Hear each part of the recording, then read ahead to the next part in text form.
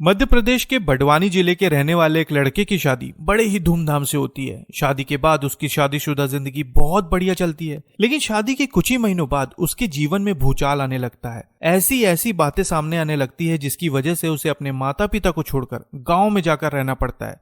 लेकिन मुसीबतें उसका फिर भी पीछा नहीं छोड़ती और आखिरकार एक दिन उसके साथ कुछ ऐसा होता है जिसके बारे में उसने कभी नहीं सोचा था। साथियों, आज की ये घटना शुरू होती है मध्य प्रदेश के बड़वानी जिले के राजपुर थाना क्षेत्र से, जहां का एक छोटा सा गांव है खड़खल। अब हुआ ये कि 20 सितंबर 2025 की सुबह इसी गांव के करीब बने इंदिरा सागर नहर के पास से जब कुछ लोग गुजर रहे थे, तभी उन्हें नहर पर कुछ अजीब सा दिखाई दिया और जैसे ही वो करीब पहुंचे उनके हाथ पांव फूल गए, क्योंकि वहां पर एक व्यक्ति का शव पड़ा हुआ था। शव को देखकर उनकी सांसें फूलने लगी। फिर किसी तरह से उन्होंने तत्काल इसकी सूचना पुलिस को दी। कुछ ही देर में पुलिस मौके पर पहुंच गई।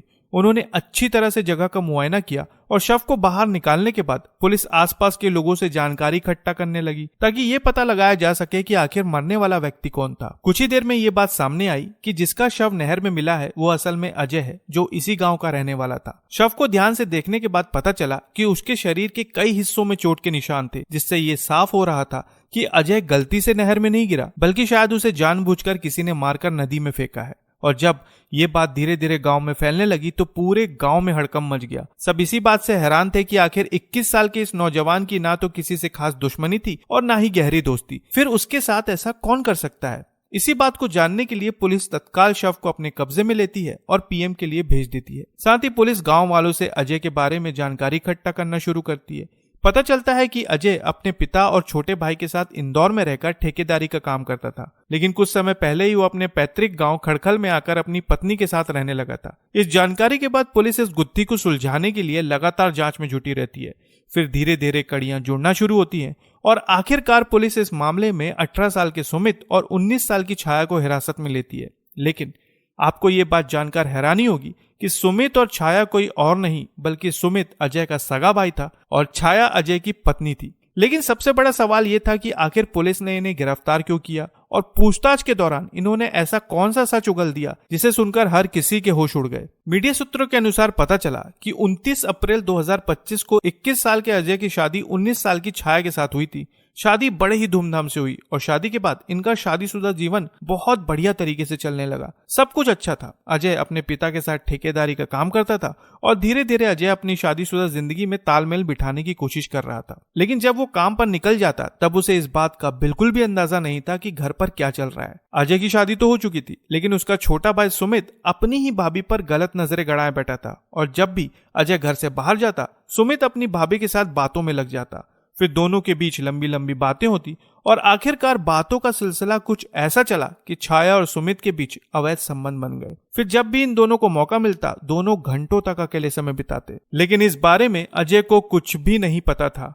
लेकिन ये बात ज्यादा दिनों तक छुप नहीं पाई। अजय के सामने आखिरकार ये घिनौना सच सामने आ ही गया और जब ये बात अजय के परिवार वालों को पता चली तब उनके होश उड़ गए।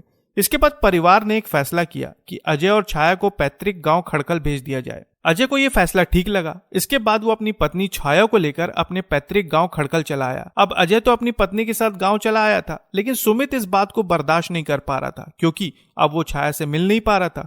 दूसरी तरफ छाया भी सुमित से मिलने के लिए बेचैन हो रही थी और आखिरकार जब ये बेचैनी बर्दाश्त के बाहर हो गई तब सुमित ने अपने ही सगे भाई को रास्ते से हटाने के लिए एक ऐसा प्लान बनाया जिसे सुनकर आपकी रूह कांप जाएगी। अब हुआ यह कि एक दिन अजय किसी काम की वजह से इंदौर गया और ये बात सुमित को पता चल गई। अब जैसे ही उसे ये बात पता चली कि भाई इंदौर आया हुआ है, उसने तुरंत एक कार किराए पर ली और कार को लेकर वो सीधा अपने भाई के पास पहुंच गया। उसने कहा कि चलो भाई, मैं आपको गांव छोड़ देता हूं। अजय मान गया और सुमित के साथ कार में बैठ गया। कुछ दूर चलने के बाद छोटे भाई सुमित ने अजय को शराब पीने का ऑफर दिया। अजय मान गया, जिसके बाद दोनों भाई शराब पीने लगे। फिर शराब पीने के बाद दोनों गांव की तरफ निकल गए, लेकिन रास्ते में फिर से गाड़ी रुकवाई गई और फिर से सुमित ने अजय को शराब पिलाई। अब ज्यादा शराब पीने की वजह से अजय नशे में बेसुध हो गया था और गाड़ी धीरे धीरे खड़कल के पास तक पहुंच गई थी। अब जैसे ही गाड़ी खड़कल पहुंची, सुमित अपने भाई अजय को खेत पर लेकर गया और वहां पर फिर से शराब पिलाई। शराब पिलाने के बाद जब सुमित ने देखा कि उसका भाई नशे में अपने होश गंवा बैठा है, तब सुमित भागकर खड़कल के अपने पैतृक घर में पहुंचा जहां उसकी दादी थी। उसने दादी से कहा कि गाड़ी खराब हो गई है, मुझे टोचन वाली रस्सी दीजिए। दादी ने कहा कि रस्सी वहां पर पड़ी है, ले लो। सुमित ने रस्सी उठाई और उसी वक्त उसने अपनी भाभी छाया को इशारा किया। उसकी भाभी इशारा समझ गई और सुमित के पीछे पीछे चली गई। इसके बाद दोनों खेत पर पहुंचे जहां अजय नशे में बेसुध पड़ा हुआ था। खेत पर पहुंचकर सुमित ने अपने भाई पर पीछे से हमला किया, जिसकी वजह से वो बेहोश हो गया।